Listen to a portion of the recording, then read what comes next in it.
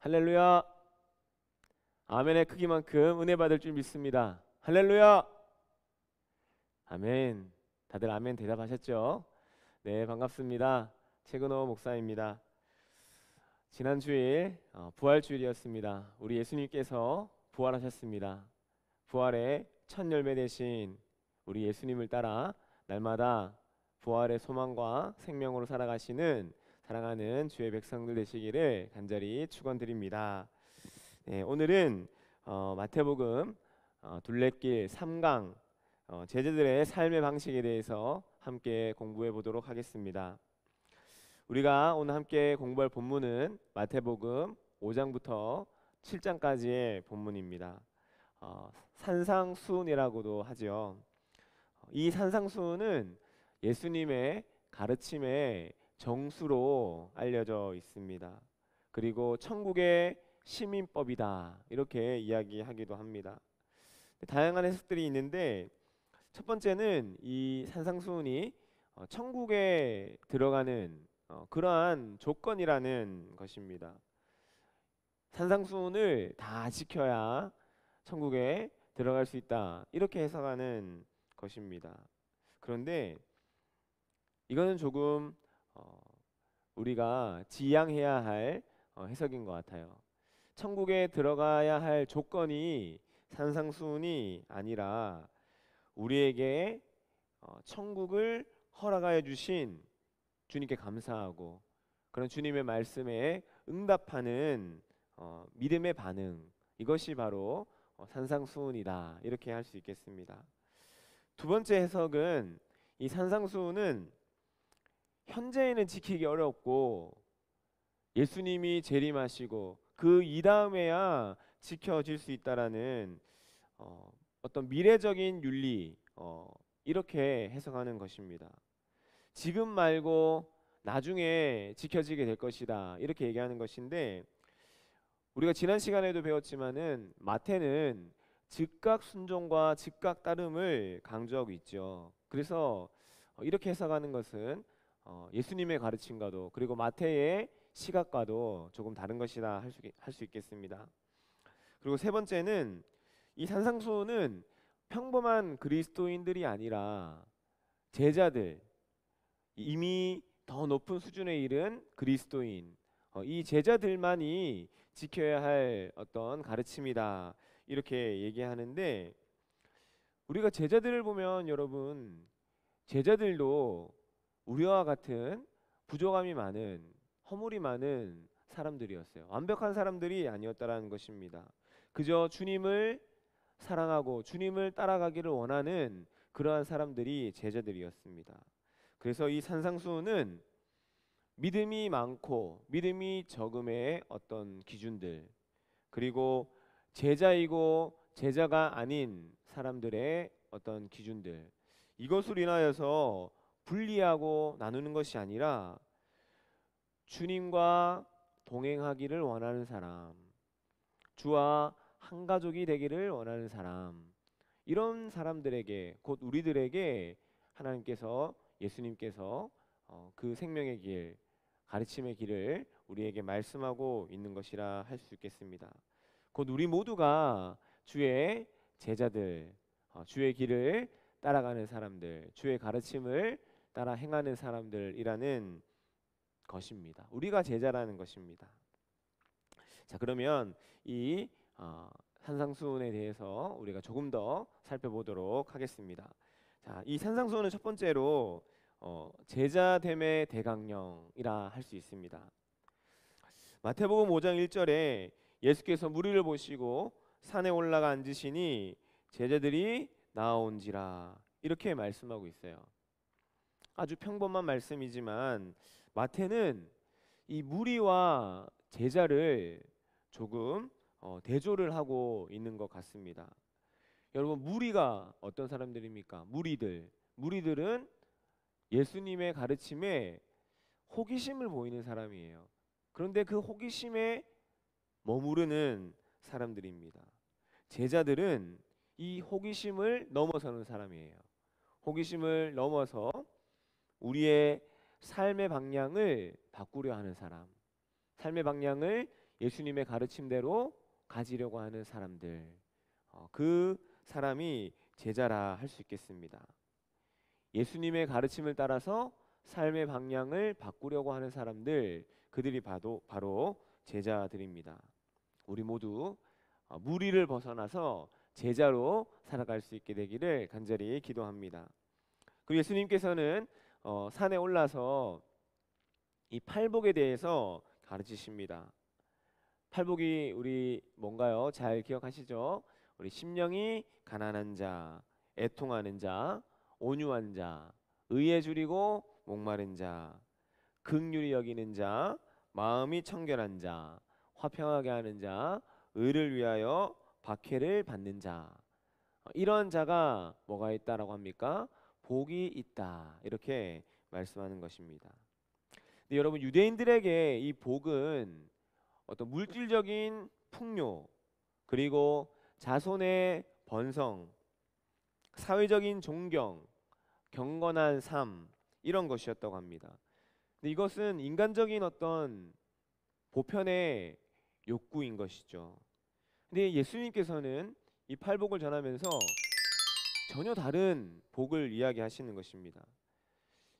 복에 대한 이해, 유대인들에게 정립되어 있던 이 복에 대한 이해를 뒤집고 있는 것입니다.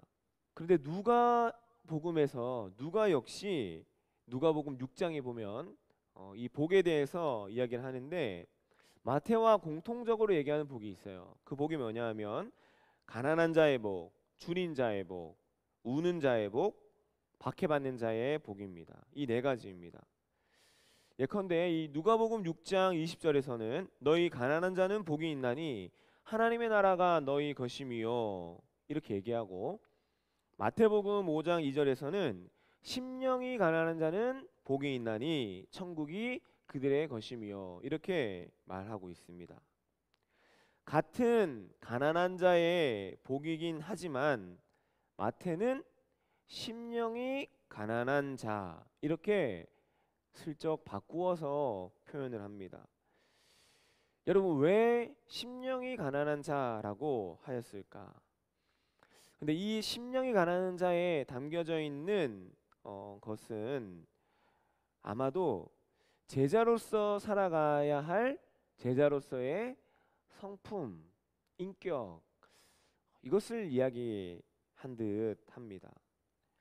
이 마태에게는 세상의 여러 어려운 처지에 있는 사람들을 구하고 도와주는 것도 중요하지만 더욱 중요하게 여기는 것은 지금 현재 유대교 공동체와 대립 관계에 있는 이 기독교 공동체, 이 교회 공동체, 이것을 더욱 안전하게 세워가는 것이었고, 이를 위해서 마태는 제자로서의 성품, 제자로서의 인격, 이것을 잘 갖추어서 공동체를 더욱더 건강하게 세워가야 한다, 이거를 얘기하려고 했던 것입니다. 그래서 마태는 이 누가복음에는 없는 5가지의 복을 더 추가합니다. 그 복이 뭐냐 하면 온유함, 그리고 자비함, 마음의 청결함, 그리고 화평케함, 의를 위하여 박해받음, 이것입니다. 이 5가지도 예수님의 제자가 품어야 할 품성, 삶의 방식인 것입니다. 그리고 세 번째로 세상의 소금과 빛입니다. 너희는 세상의 소금이다, 너희는 세상의 빛이다, 이렇게 말하잖아요. 마태는 이 소금과 빛이라는 이 말씀을 통하여서 복받은 이들, 예수님의 복을 누리는 사람들, 이 사람들이 이 세상에 어떠한 삶으로, 어떠한 실천으로 그 복이 구현되어야 되는 것인가, 이것에 대해서 말씀하고 있는 것입니다.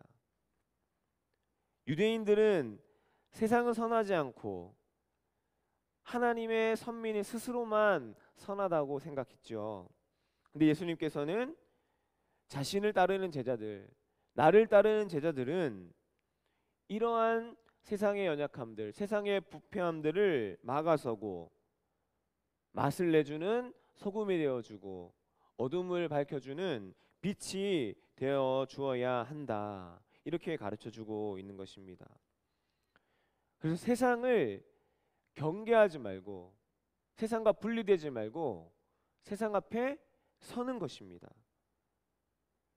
예수님께는 나는 유대인 공동체에 속한 사람, 나는 이방인과 다른 사람, 나는 하나님의 선택받은 선민이라는 어떤 분리와 구분과 그리고 어떤 소속, 이것이 중요한 것이 아니라 삶이 더욱더 중요했습니다. 제자로서 살아가는 삶의 실천이 더욱 중요했던 것입니다.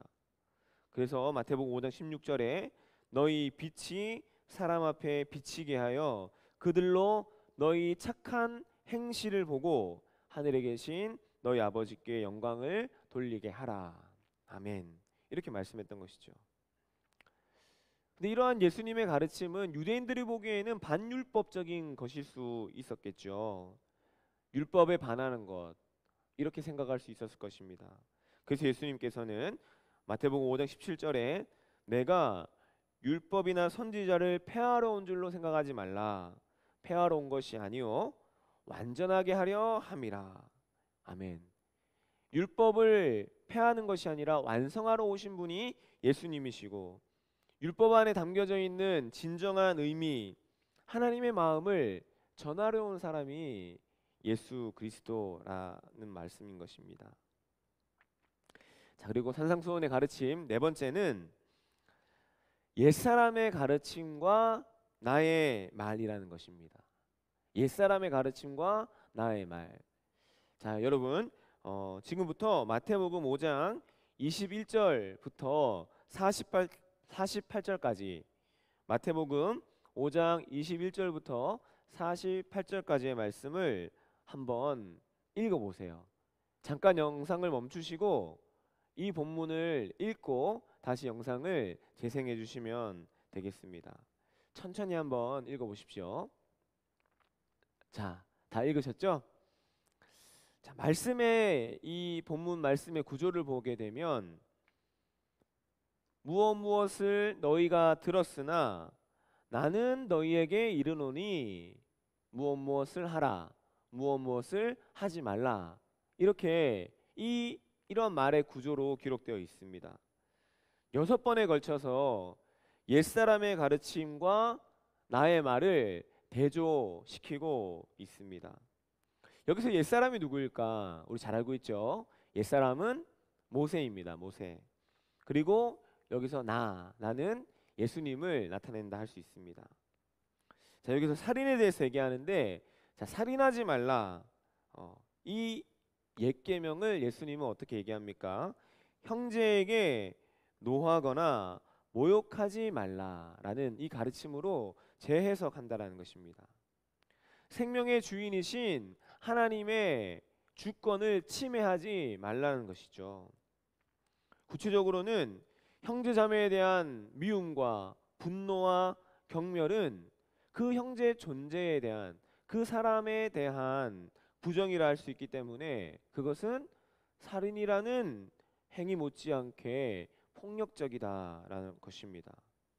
그리고 간음하지 말라 이렇게 얘기하는데, 이 계명은 28절에 음욕을 품고 여자를 보는 자마다 마음에 이미 간음하였느니라. 자, 이 간음하지 말라라는 이 말씀이, 이 옛 계명이 아름다움에 대해서 감탄하지 말라라는 이런 말씀이 아니라는 것이죠. 이 말씀은 하나님의 소중한 어떤 한 존재를 쾌락을 충족하는 수단으로 대하지 말라라는 것입니다. 그리고 이혼에 대한 예수님의 가르침은 당시 사회적 강자인 남성들이 언제든 유린하고 또 버릴 수 있는 여성들의 입장에 서 있는 것입니다. 그리고 맹세에 대해서 어떻게 얘기합니까? 맹세에 대해서는 하늘로도 땅으로도 예루살렘으로도 자기 머리로도 뭐 하지 말라? 맹세하지 말라, 이렇게 말씀합니다. 나의 말의 어떤 신빙성을 높이기 위하여서 더 높은 권위를 끌어당기지 말라, 이 말씀인 것입니다. 자, 그리고 보복. 자, 보복은 악한 자를 대적하지 말라 하시는 것입니다. 오른뺨을 치거든 어떻게 하라? 왼편을 돌려대라. 속옷을 가지려 하면 겉옷을 주라. 억지로 오리를 가고자 하면 십리를 동행하라. 이렇게 말씀하는 것인데, 이것은 세상이 기대하는 것 이상으로 더욱더 나아가서 선한 영향력을, 제자로서의 영향력을 이 땅 가운데 펼쳐나가라, 이런 말씀인 것입니다. 그리고 원수에 대해서 얘기합니다. 원수에 대해서는 원수를 사랑하고 박해하는 자를 위하여 기도하라. 여러분, 근데 이게 잘 됩니까? 잘 안 됩니다. 원수처럼 보이는데 어떻게 합니까? 왼수처럼 여겨지는데 어떻게 합니까? 중요한 것은 원수를 사랑하라. 이 사랑하라와 너를 박해하는 자를 위하여 뭐하라? 기도하라. 이 기도하라입니다. 근데 이 사랑과 기도에는 정해진 사람이 없다라는 것입니다. 나에게 원수 같은 사람이라도 그 사람이면 그럴 수 있다.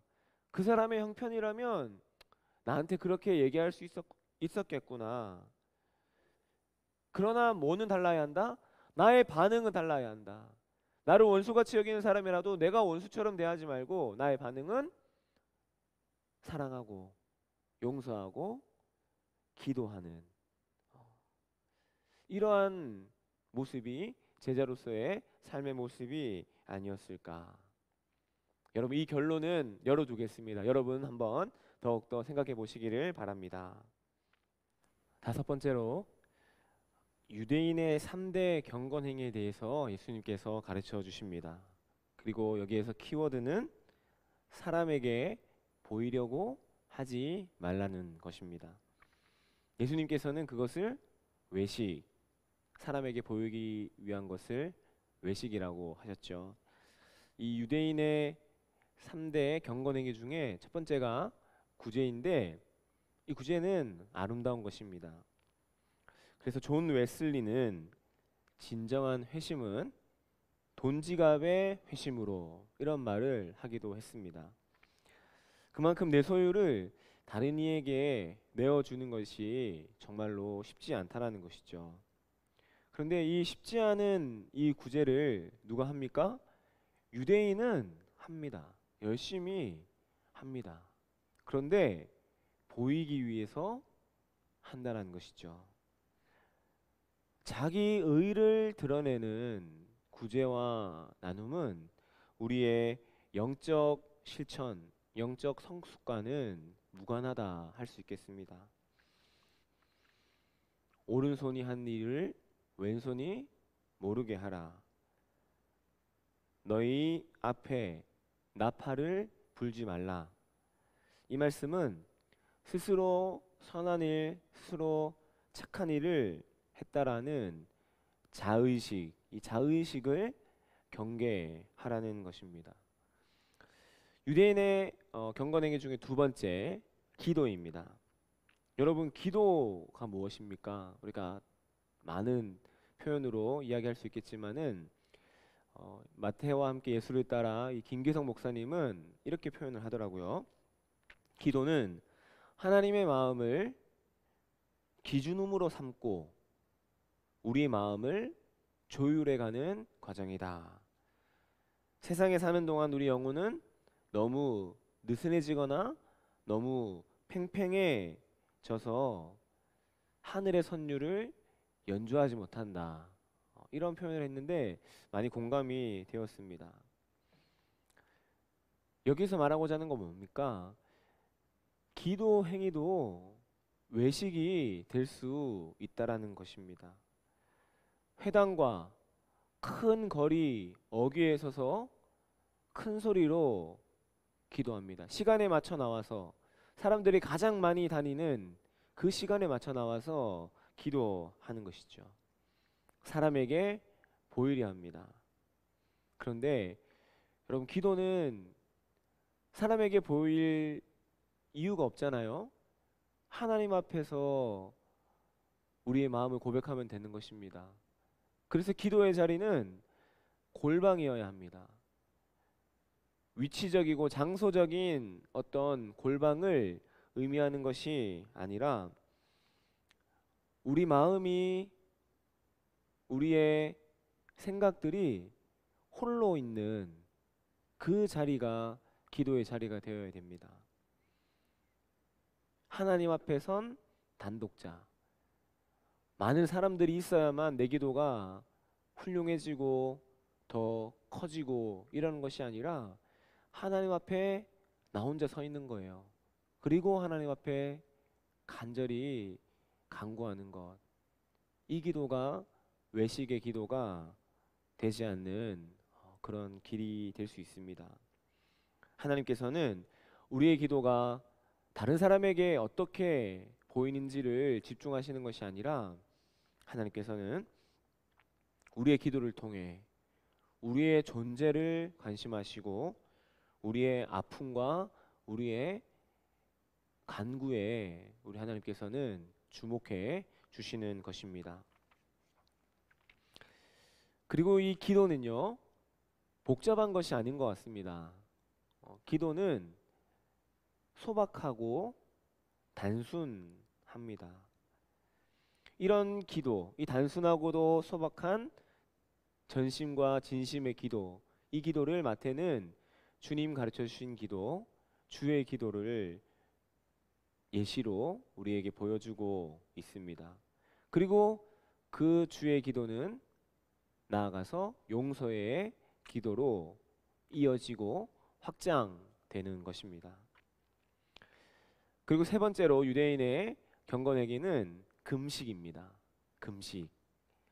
이 금식에 대한 말씀은 이사야 58장 6절과 7절에 잘 나타나 있는데, 내가 기뻐하는 금식은 흉악의 결박을 풀어주며 멍에의 줄을 끌어주며 압제당하는 자를 자유하게 하며 모든 멍에를 꺾는 것이 아니겠느냐.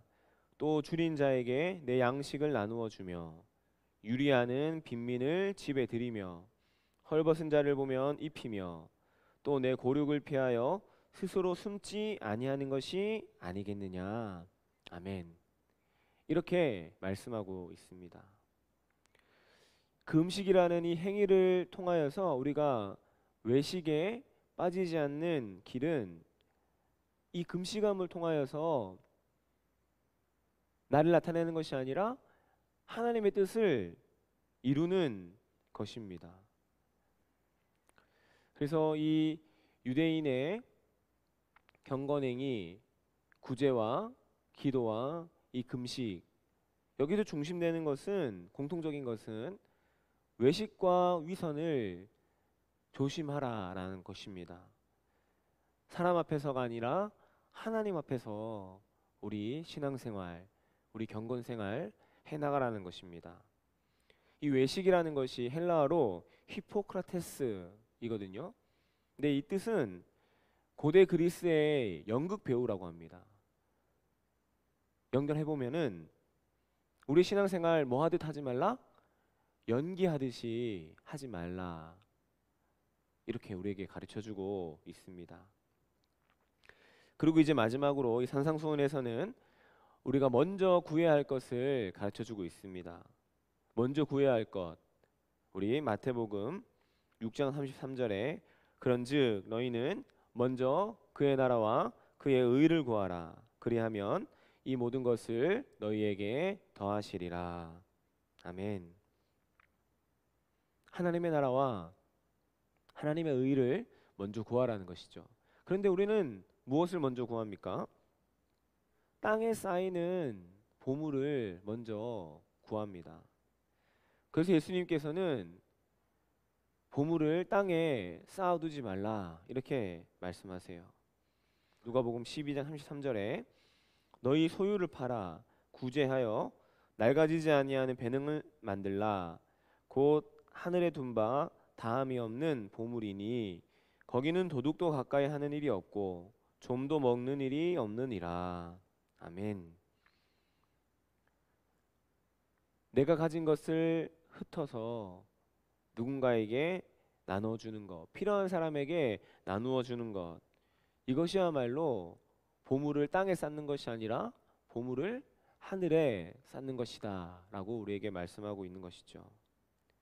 삶의 불현듯 일어나는 이 염려 그리고 이 불안, 우리의 힘으로는 막을 수도 없고 또 부정할 수도 없습니다.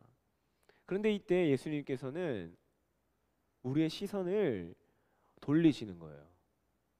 우리의 시선을 돌리는데 공중의 새를 바라보아라. 그리고 백합화가 어떻게 자라는지 바라봐라. 우리의 시선을 돌리는 것입니다. 그것이 우리가 먼저 구해야 할 것이 어떤 것인지를 깨닫게 해주는 길인 것이죠. 우리가 이 은혜를 우리 함께 마태복음 둘레길 공부하는 동안에 다시금 고백하고 다시금 회복하는 우리 사랑하는 주의 백성들 될 수 있기를 간절히 기도합니다. 자, 그리고 이제 두 번째로는 제자들의 삶의 방식입니다. 그렇다면 이 예수님의 산상수훈을 가르침 받은 전수받은 이 제자들은 어떻게 살아가야 할까? 어떤 삶의 방식을 가져야 할까? 여기에 대한 우리 나눔입니다.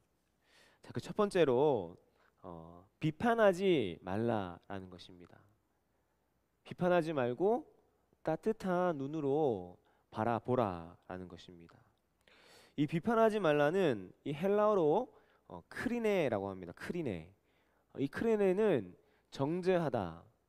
그리고 또 하나의 뜻은 단정하다라는 뜻이 있어요.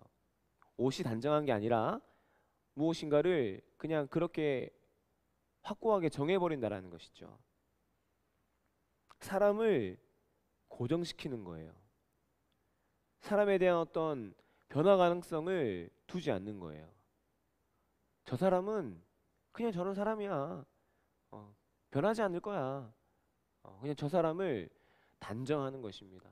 하나님은 누구라도 변화시키실 수 있고 누구라도 새롭게 해주실 수 있는데 그 가능성을 단절시켜 버리는 것, 그것이 크리네입니다. 마태복음 7장 2절 말씀 우리 함께 한번 읽어보도록 하겠습니다. 너희가 비판하는 그 비판으로 너희가 비판을 받을 것이요 너희가 헤아리는 그 헤아림으로 너희가 헤아림을 받을 것이니라. 아멘. 우리가 누군가를 비판하잖아요. 그러면 그 비판대로 우리도 비판받을 것이다. 우리가 이렇게 사람을 헤아리면, 부정적으로 헤아리면 그 부정적인 헤아림이 우리에게도 동일하게 주어질 것이다. 어찌 보면 강한 말씀인데 우리는 마음에 새겨 들어야 할 것입니다. 유대인 속담에 이런 속담이 있어요. 하나님은 우리가 이웃을 바라보는 그 눈빛으로 우리를 바라보신다. 어떻게 보면 되게 은혜로운 말이고 어떻게 보면 되게 무섭기도 한 말입니다.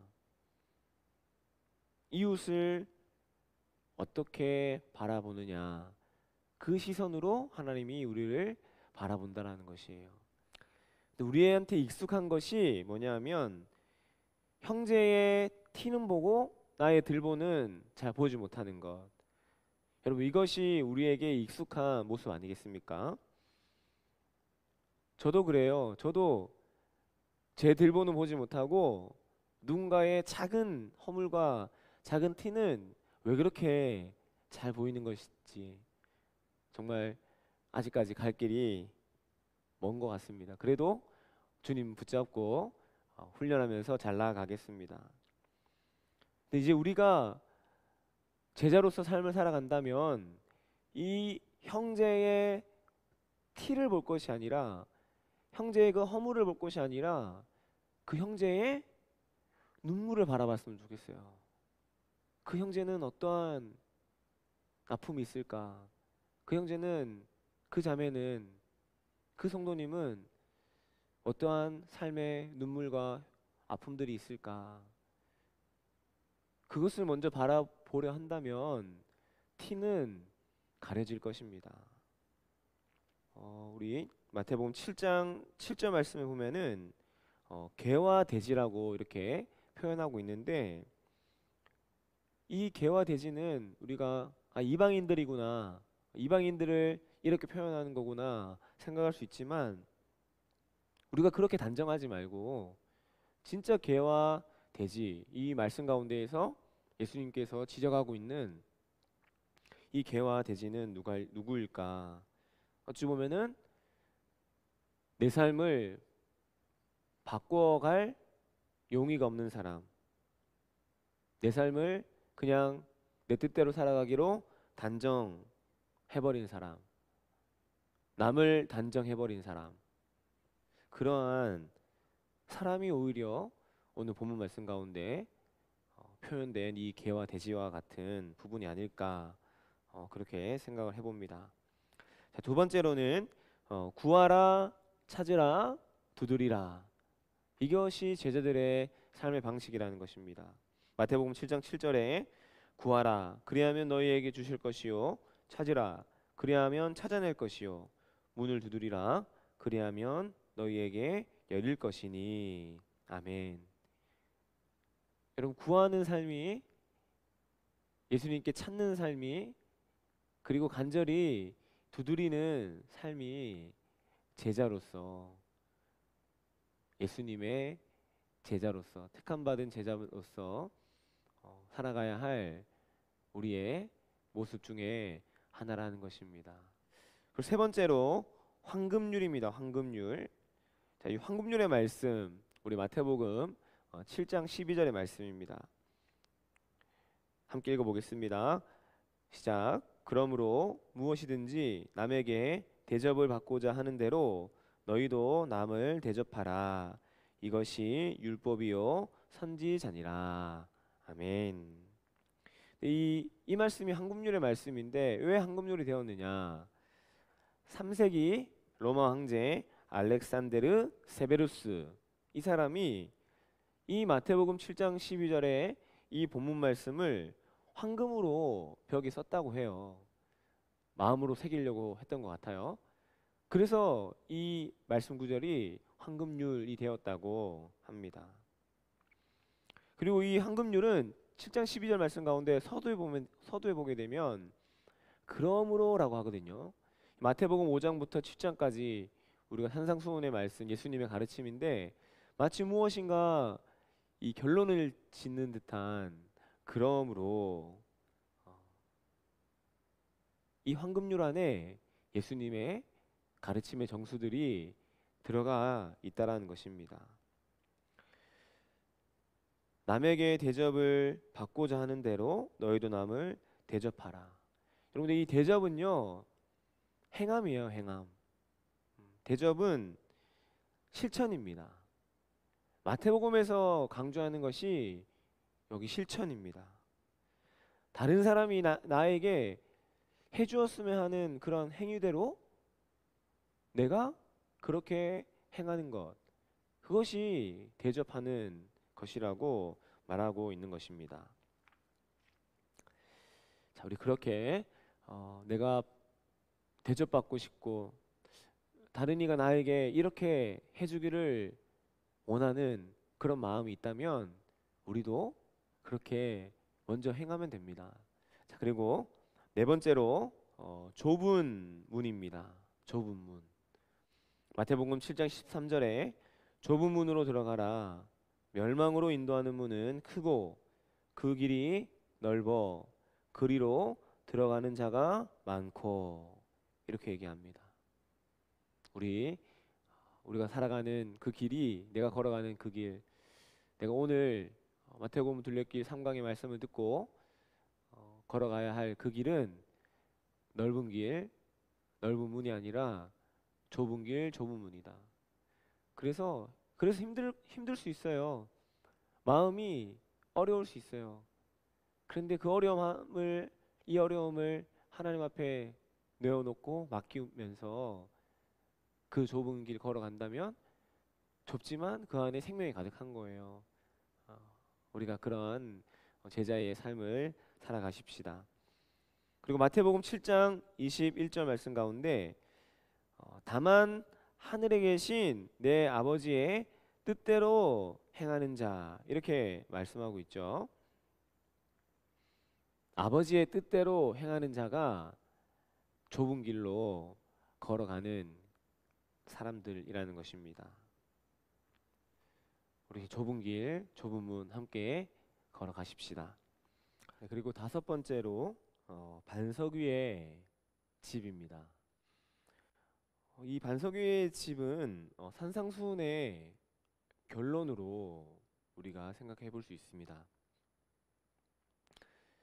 이 마태복음 7장에서는 지혜로운 사람과 어리석은 사람, 그리고 반석과 모래, 그리고 무너지지 않음과 무너짐, 이런 두 가지의 대조를 지금 사용하고 있는데, 이 두 가지를 가르는 것은 무엇이냐 하면 들음과 행함 사이의 일치, 이것입니다. 듣는 것을 행하느냐, 듣는 것으로 끝내버리느냐, 이것이 중요한 기준인 것이죠. 그래서 야고보서 1장 23절과 24절에서는 누구든지 말씀을 듣고 행하지 아니하면 그는 거울로 자기의 생긴 얼굴을 보는 사람과 같아서 제 자신을 보고 가서 그 모습이 어떠했는지를 곧 잊어버리거니와, 이렇게 말씀합니다. 여러분, 신앙생활은 들음과 행함인 거예요.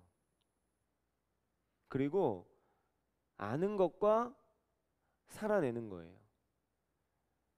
들은 것과 행하는 것의 간격이 좁아지고 아는 것과 살아내는 것의 간격이 좁아지는 것, 이것이 신앙생활이라고 할 수 있습니다. 그래서 엘버트 노런이라는 학자는 이렇게 얘기합니다. 예수는 진리를 권위로 삼았고 바리새인은 권위를 진리로 삼았다, 이렇게 얘기합니다. 진리를 권위로 삼는 집이 어떤 집입니까? 반석 위의 집이라는 것입니다. 그런데 권위를 진리로 삼는 것, 이거는 뭔가는 있어 보이고 뭔가는 힘 있어 보이고 그러지만 결국에는 모래 위에 짓는 집과 같이 무너져 버린다라는 그런 얘기이기도 합니다. 그래서 이 산상수훈의 마지막 결론은 반석 위의 집, 들음과 행함의 일치, 그리고 아는 것과 살아내는 것의 일치, 이 삶을 살아가는 것이 제자들의 삶의 방식이다, 이렇게 할 수 있겠습니다.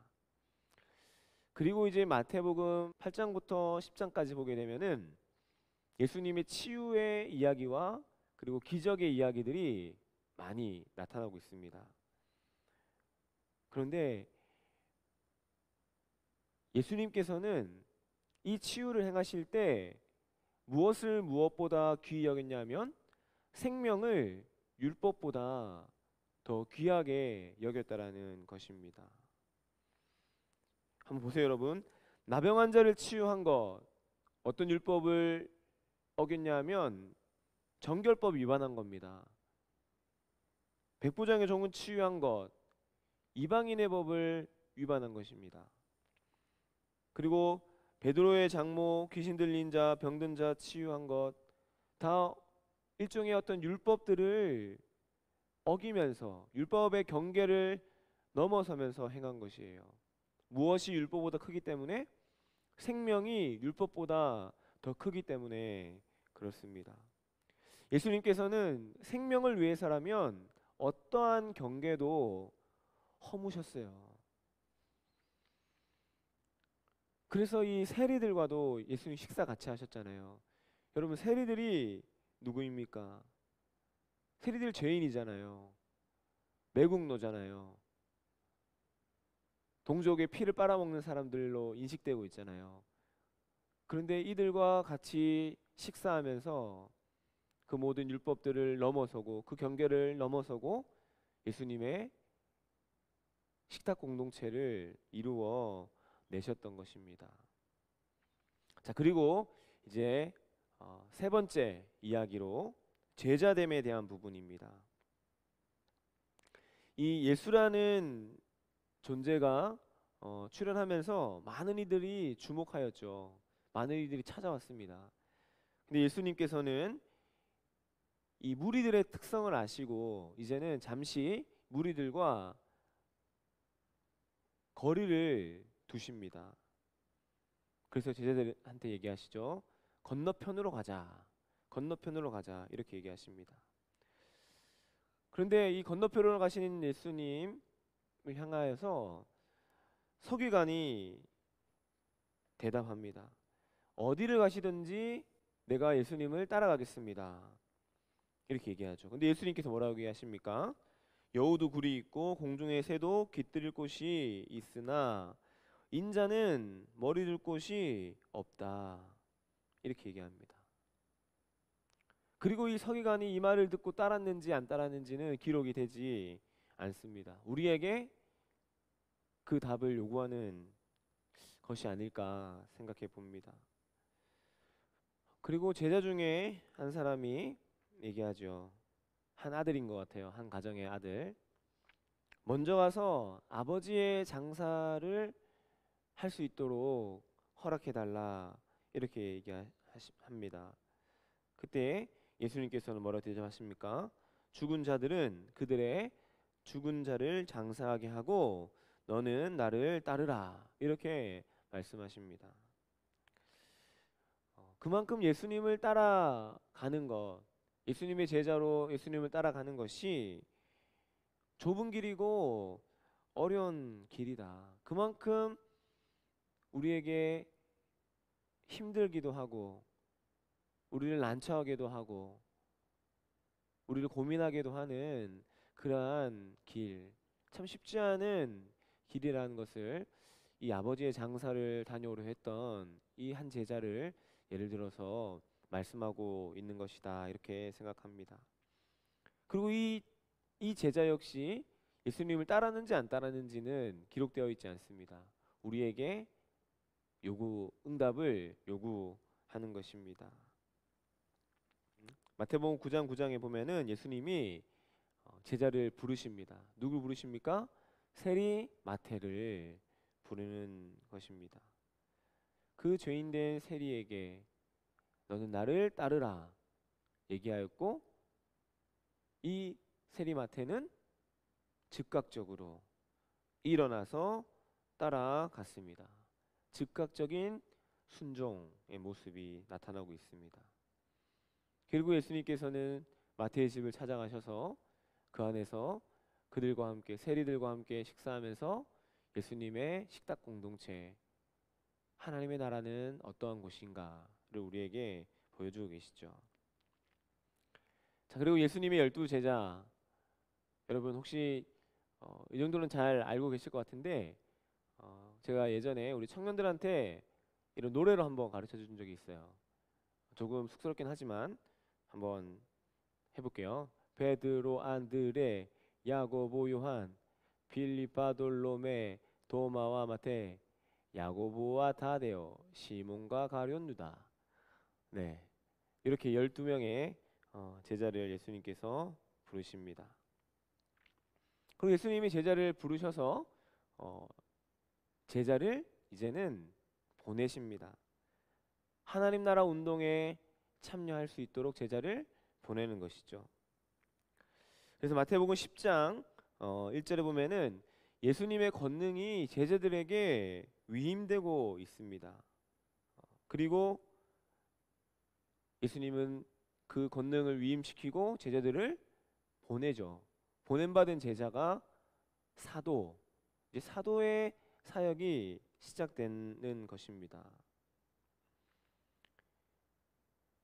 그리고 예수님께서는 이스라엘 집에 잃어버린 양에게로 가라 했거든요. 근데 가만히 생각해 보면은 예수님 너무 보수적 아닐까? 왜 이방인들에는 가지 말라 그러고 이스라엘의 잃어버린 양에게로만 먼저 가라고 했을까? 근데 여러분 여기서 이방인을 배제하는 것이 아니라 먼저는 유대인에 대해서 먼저 얘기하시는 겁니다. 하나님 나라 운동에 참여하는 것은 생명을 온전하게 하고, 그것이 이방인이든 유대인이든 생명의 온전함을 회복하고 풍성케 하는 사역입니다. 병든 자를 고치고 죽은 자를 살리고 귀신을 쫓아내고, 이 사역들을 제자들을 보내면서 이 사도들에게 그 사명을 맡기시는 것이죠. 근데 그 길이 어떤 길과 같느냐? 위험 속으로 보내는 것, 양을 이리에게로 보낸 것 같다, 이렇게 얘기하십니다. 이 말씀은 곧 세상이 너희들을 핍박할 것이다.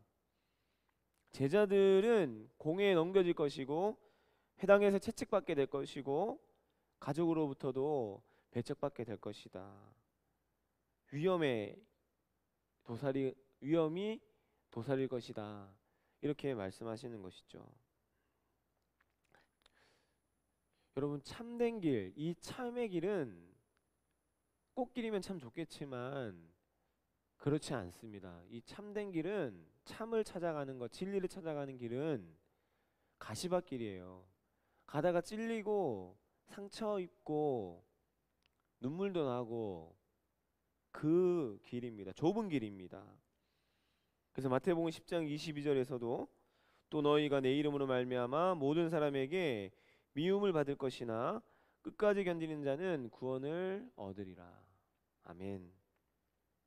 참의 길은 끝까지 가야 하는 길이고, 근데 그 길 가는 가운데에 가시밭길도 만나고 좁은 길로 들어서기도 하고 넘어지기도 하고 그럴 수 있지만, 끝까지 견디는 자, 끝까지 참의 길, 생명의 길, 진리의 길을 걸어가는 자는 구원을 얻으리라. 예수님께서 우리에게 말씀해 주시는 것입니다. 우리가 그 길을 함께 걸어가는 우리 사랑하는 바름의 모든 가족들 될 수 있기를 기도합니다. 자, 그리고 이 제자들, 이 사도들은 무엇을 만드는 사람들이냐? 평화를 만드는 사람들입니다. 근데 이 평화는 편한 것, 안일한 것, 아무 어려움이 없는 것, 이런 것을 얘기하는 것이 아니라 올바른 평화, 옳은 평화, 차별이 없는 평화, 억눌림이 없는 평화, 이것을 이야기하는 것입니다. 그래서 마태복음 10장 34절에는 내가 세상에 화평을 주러 온 줄을 생각하지 말라. 화평이 아니요 검을 주러 왔노라. 이것은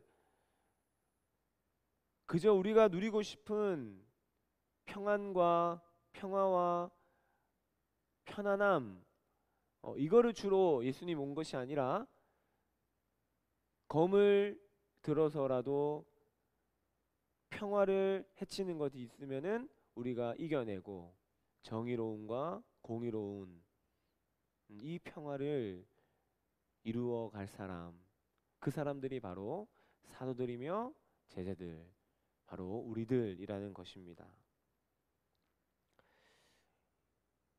이제 마태복음 11장 21절에서 27절까지 보면은 우리의 모습을 좀 회개하고 우리의 모습을 좀 바라볼 수 있는 본문들이 나옵니다.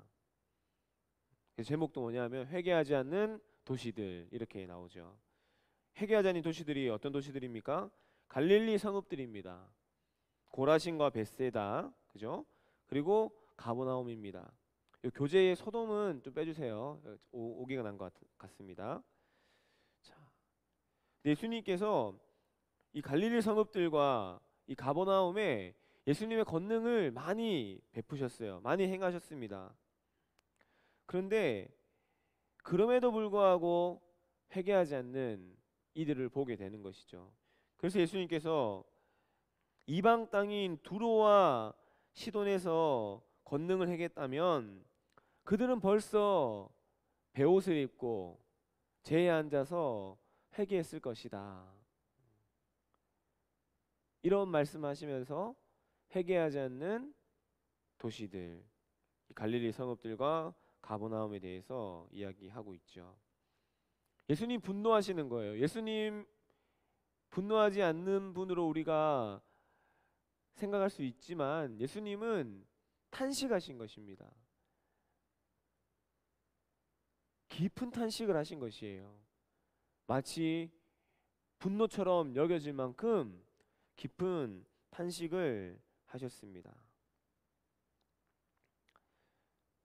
우리들도 이 갈릴리 성읍들 고라신과 벳세다와 가버나움처럼 예수님 사랑 많이 받았고 예수님 이적도 많이 행해 주시고 예수님이 나에게 베풀어 주신 은혜가 너무나 많은데 우리가 그 은혜에 응답하고 보답하지 못한다면 예수님이 오늘 하셨던 말씀, 차라리 두로와 시돈에서 권능 행했다면 많은 이도 돌아왔을 텐데 이런 안타까움의 마음을 혹여나 우리가 예수님께 드리고 있진 않은지 우리 한번 되돌아보기 원합니다.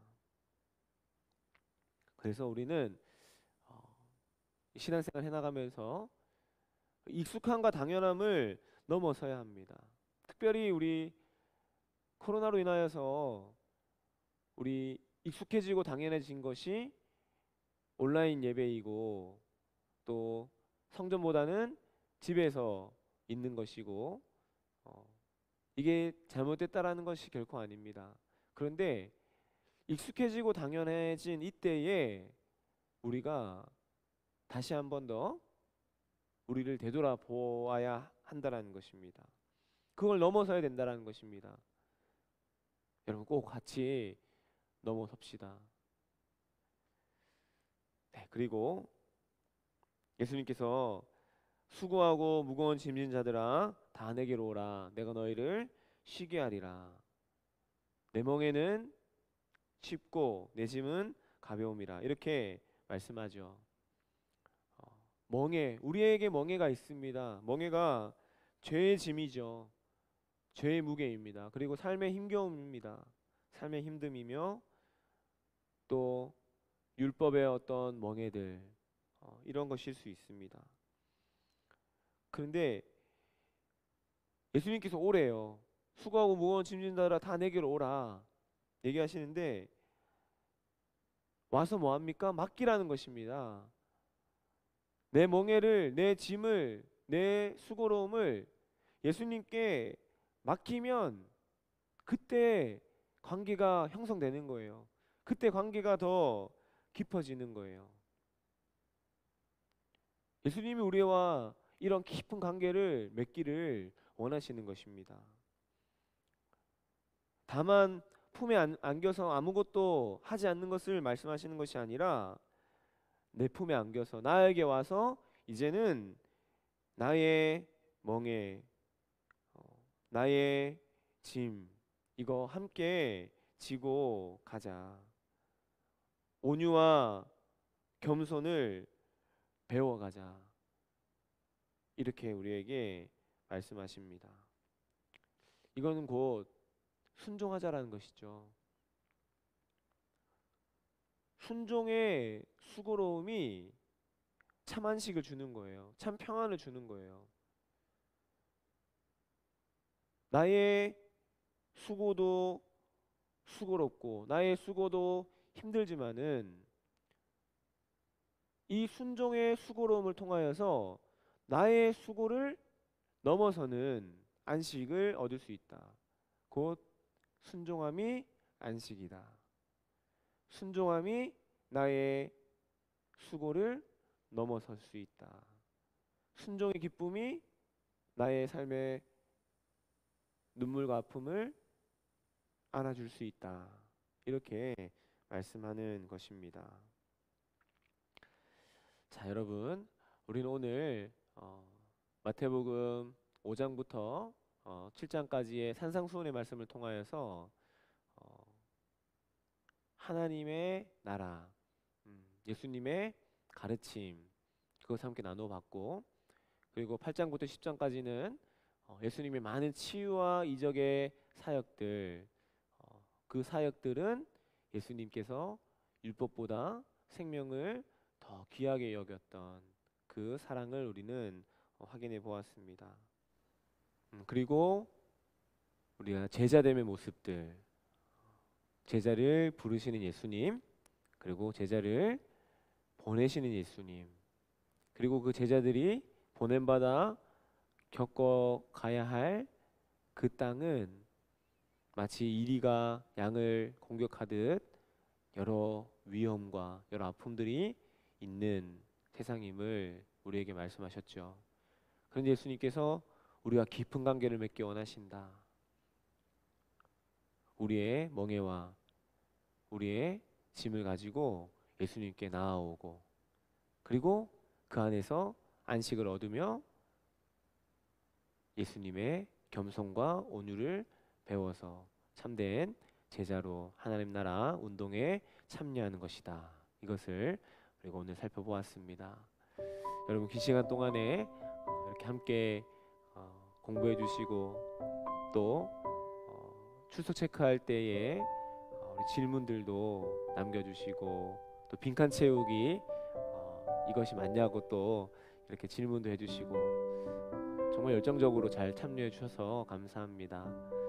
이제 우리 마태복음 둘레길 오늘까지 우리 이제 3강 절반 달려왔는데요. 남아있는 절반도 우리 힘차게 달려갈 수 있도록 우리가 더욱더 서로를 위해서 기도해 주시고 함께 나아가면 좋겠습니다. 오늘 이 시간 함께 해주셔서 너무 감사하고 우리 다음 주 목요일에 우리 다시 만나도록 하겠습니다. 여러분 감사합니다. 샬롬.